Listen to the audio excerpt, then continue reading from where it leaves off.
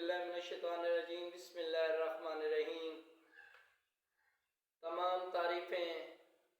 خداوند کریم کے لیے جو ارض و سما کا مالک ہے، اور کروڑوں درود و سلام محمد صلی اللہ علیہ وآلہ وسلم پر اور آپ کی آل پاک پر، جن کی وجہ سے دنیا و آخرت کی رنگینیاں ہیں۔ میں ہوں سید بختیار علی شیرازی، اور آپ دیکھ رہے ہیں میرا فیس بک پیج اور یوٹیوب چینل شیرازی اے ڈی وی۔ جس موضوع پر آج بات کرنے لگا ہوں وہ ہے اسلام اور ہم نے اسلام سے کیا حاصل کیا، اسلام نے ہمیں کیا دیا۔ یہ بہت وسیع سبجیکٹ ہے، جس پر جتنی بھی بات کی جائے وہ بہت کم ہے، لیکن کیونکہ رمضان شریف کا چاند تقریباً نظر آ چکا ہے اور آج یکم رمضان المبارک کی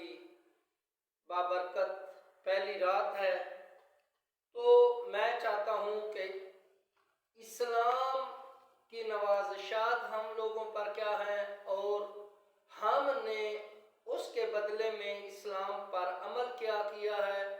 اور اسلام کو ریوارڈ کیا دیا ہے۔ تو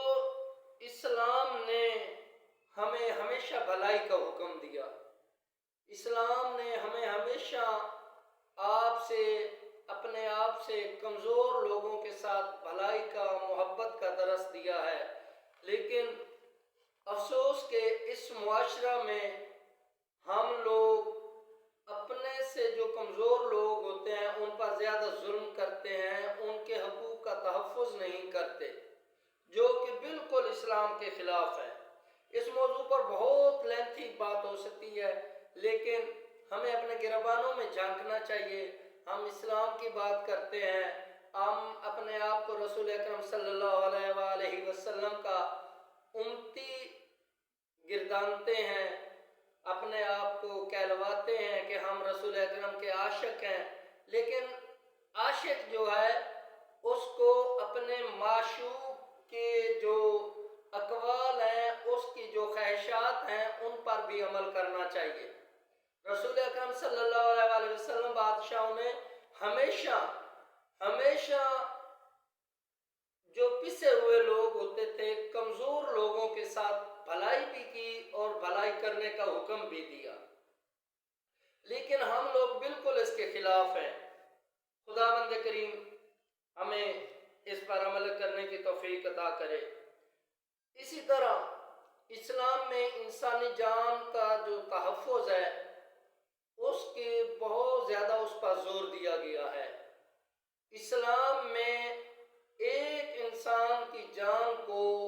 پوری کائنات سے افضل گردانا گیا ہے۔ خداوند کریم قرآن پاک میں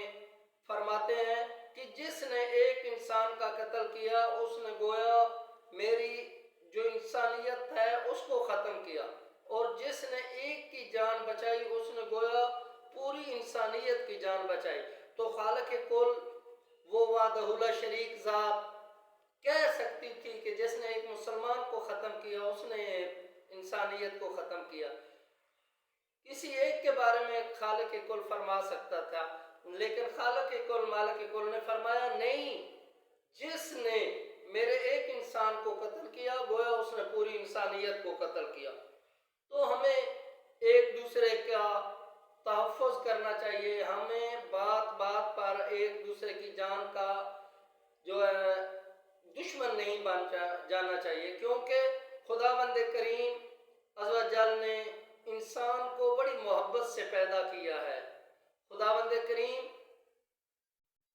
سورۃ 3 میں 3-4 قسمیں کھا کر کہتا ہے کہ میں نے انسان کو بہت ہی خوبصورت بنایا۔ تو اس طرح میری گزارش ہے کہ ہمیں ایک دوسرے کی عزت کرنی چاہیے۔ اب میں رمضان پاک کی بابت مختصر سی بات کرنا چاہتا ہوں کہ اسلام میں ذخیرہ اندوزی حرام ہے، منع ہے، سختی سے منع ہے، جبکہ جیسے ہی رمضان شریف کی آمد تھی تو ہمارے تاجر حضرات نے گوداموں کی گودام کھجوروں سے اور دیگر جو چیزیں تھی جو روزمرہ کی تھیں ان سے اپنے گودام بھر دیے ہیں۔ اور ظلم کی بات ہے کہ جو کھجور 500 یا 600 روپے کی کلو تھی اب وہ 1200 سے 1400 روپے کی کلو ہو گئی ہے۔ اور پھر ہمارے لوگ اپنے آپ میں الحاج بھی کہلواتے ہیں، زوار بھی کہلواتے ہیں، قاری بھی کہلواتے ہیں، حفاظ بھی کہلواتے ہیں، اور پھر اسلام کے بالکل تمام باتیں جو ہیں وہ خلاف کرتے ہیں۔ غیر مسلم لوگ کتنے کتنے کتنے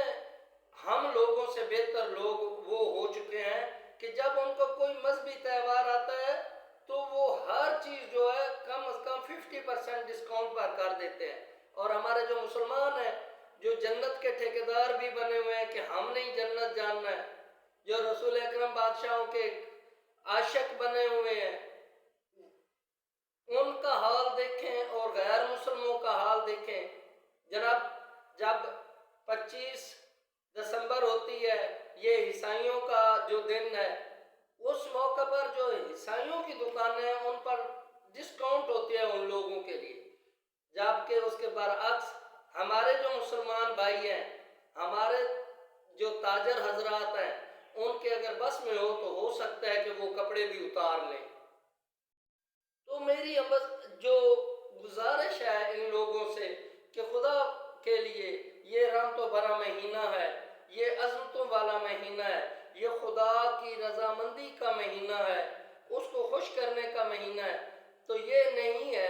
کہ ہر چیز جو ہے 4 گنا نفع پر بیچ کر پھر حاجی سے کہلوانے سے میرے خیال میں بہتر ہے کہ کسی غریب کے ساتھ آپ لوگ بھلائی کریں۔ آپ یہاں پر لوگوں کے ساتھ بھلائی کریں تو